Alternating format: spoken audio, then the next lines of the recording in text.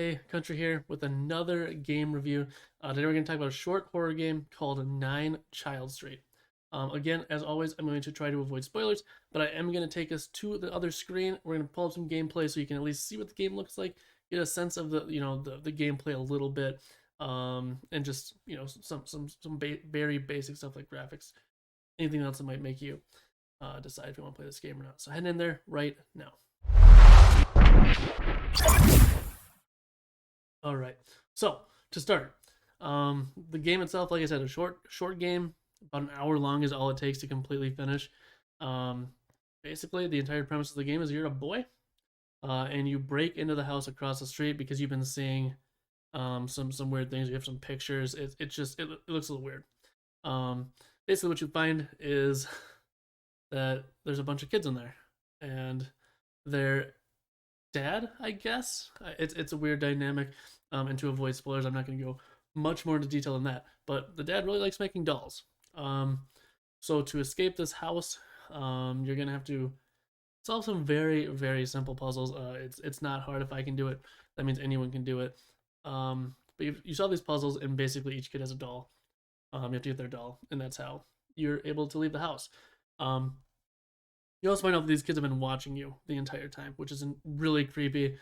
Doesn't impact the game at all, but it's super creepy when you start to figure that all out. Um, the jump scares were very good.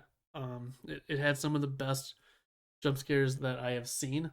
In fact, I'm going to take us into one right now, and this is one of the very few times that a game itself has really made me jump. So we're going to head and watch that clip right now.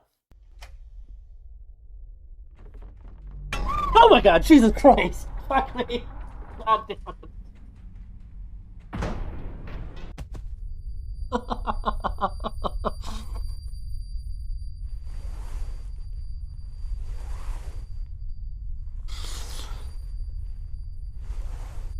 Okay. Whew. Just kidding. That didn't even scare me. All right, welcome back. Like I said, yeah, it got me. Okay, I'll take that L. The game got me there. The one thing I will say though, and this is huge for me as a horror game player, the environmental factor just wasn't really there for me. That the environment didn't scare me. I didn't have goosebumps the entire time, and I think that's what makes a good horror game. Overall, I can give it a 6.8. I'm glad I played it. I would recommend playing it if you love horror games.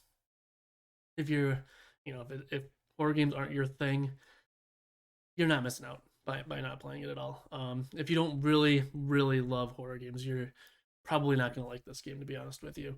Um, yeah, that's really the best I can do for it. It was fun. Like I said, I'm glad I played it, but I also really like horror games.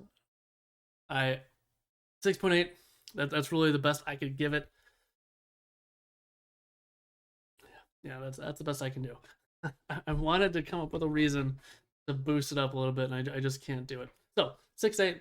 Thank you all for watching. If you have any game recommendations, feel free to leave them in the comments below, especially horror games. I love playing them. I would try to fit as many into my schedule as I can, and then we can do reviews on those too.